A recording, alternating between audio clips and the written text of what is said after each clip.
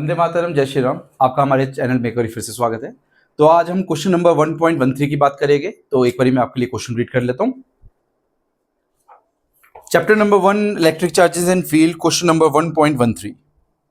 In figure 1.30 diagram हमने पहले से बना कर रखी हुई है। यहां पे tracks of 3 charge particles in a uniform electric field, give the sign of the 3 charges. पहला part, Which particle has the highest charge to mass ratio? Charge to mass ratio आपके लिए इलेक्ट्रोस्टैटिक्स में बिल्कुल एक नया कंसेप्ट है।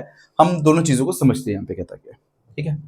Question का पहला पार्ट है क्वेश्चन नंबर 1.13। क्वेश्चन का पहला पार्ट है कि आपके पास 3 चार्ज पार्टिकल है, पहला पार्टिकल, दूसरा पार्टिकल, तीसरा पार्टिकल। तीनों किसी वेलोसिटी से आपने इनिशिएट किए और उनका जो ट्रैक है वो इस तरीके से कि पहला पार्टिकल इस तरह डिफ्लेक्ट हो रहा है, दूसरा इस तरह डिफ्लेक्ट हो रहा है, तीसरा इस तरीके से डिफ्लेक्ट हो रहा है। वो बोल रहा है कि इन तीनों पार्टिकल्स के चार्जेस क्या क्या होंगे, ठीक है। तो एज्यूम करते हैं यहां पे।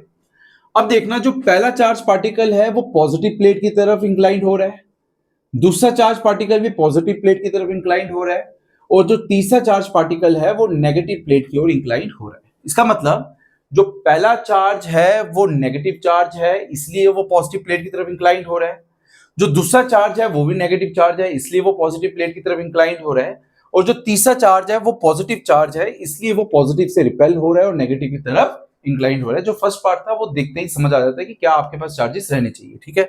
हम लिख देते हैं, जो पहला चार्ज है वो क्या है, नेगेटिव। जो दूसरा चार्ज है वो क्या है, नेगेटिव। और जो तीसरा चार्ज है वो क्या है, पॉजिटिव, ठीक है। इसका बी पार्ट, इन तीनों चार्ज पार्टिकल में से चार्ज टू मास रेशियो सबसे ज्यादा किसकी होनी चाहिए, ठीक है। तो थ्योरेटिकल टर्म में अगर हमने इसको समझना है, जिसकी डिफ्लेक्शन ज्यादा दिख रही है उसके चार्ज टू मास रेशियो ज्यादा है। अगर थ्योरेटिकल फॉर्म में ये आता है, मल्टीपल चॉइस क्वेश्चन में आता है, तो इन तीनों या चौथा पार्टिकल भी दिया हो कि चार्ज टू मास रेशियो किसकी ज्यादा रहने वाली है, तो किसकी रहने वाली है, तीसरे चार्ज पार्टिकल की। अब मैथमेटिकली ये कैसे है, हम इसको समझने की कोशिश करते हैं। बी पार्ट, ये आपके पास ए पार्ट के लिए आंसर था, बी पार्ट, ठीक है। समझने के लिए हमें प्रोजेक्टाइल मोशन पे थोड़ा सा जाना पड़ेगा, ठीक है। 11th क्लास में हम सबने प्रोजेक्टाइल मोशन किया है। वहां पे क्या होता है, वाई एक्सिस और एक्स एक्सिस, वाई एक्सिस और एक्स एक्सिस दोनों के लिए अलग सी इक्वेशंस रहेगी, दोनों को कंपेयर करके रिजल्ट निकालेंगे।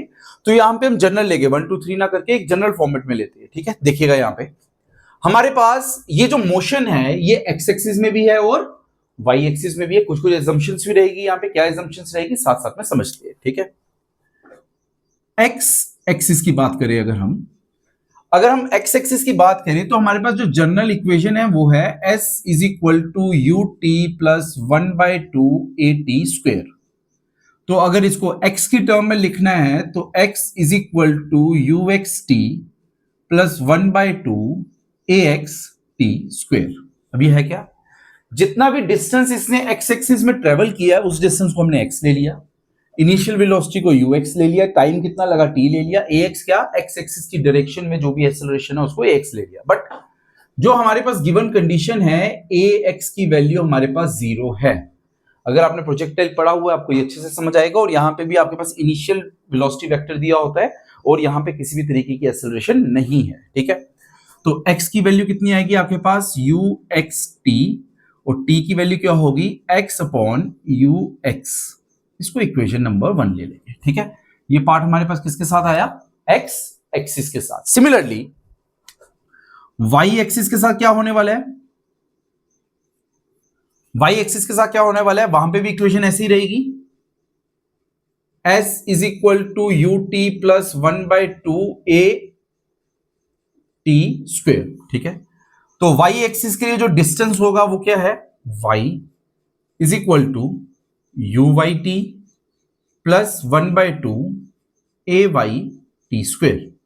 जैसे वहां पे एक्सेलरेशन आपके पास एक्स एक्सिस में 0 थी, वैसे यहां पे इनिशियल वेलोसिटी वाई एक्सिस में क्या है आपके पास, 0।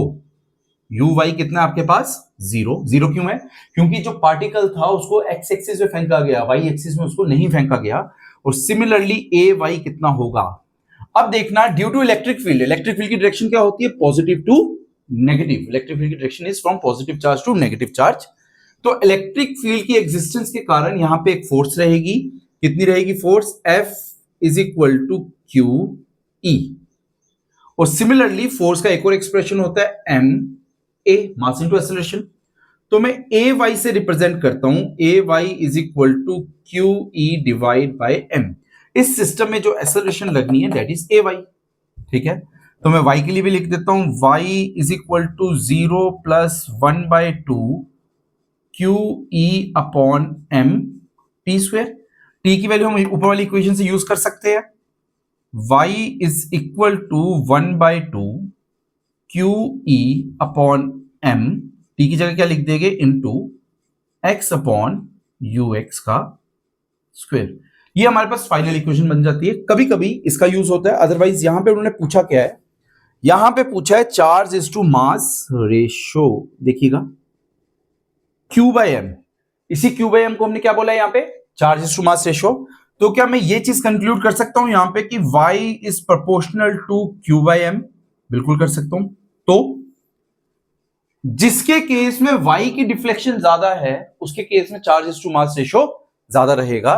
तो थर्ड पार्टिकल की Y की रेशो ज्यादा है, इसका मतलब जो बी पार्ट का आंसर है कि इन तीनों में से charge is to mass ratio ज्यादा किसका रहने वाला है, वो कौन से पार्टिकल का रहने वाला है, थर्ड का। क्योंकि डायग्राम से हम डायरेक्टली इसको ऑब्जर्व कर सकते हैं कि जो थर्ड पार्टिकल है उसकी Y एक्सिस की डिफ्लेक्शन कंपैरेटिवली फर्स्ट और सेकंड से बहुत ज्यादा है। तो ये हमारे पास क्वेश्चन नंबर 1.13 था। तो नेक्स्ट वीडियो में हम क्वेश्चन नंबर 1.14 की बात करेंगे। और kindly subscribe to our channel. जय श्री राम।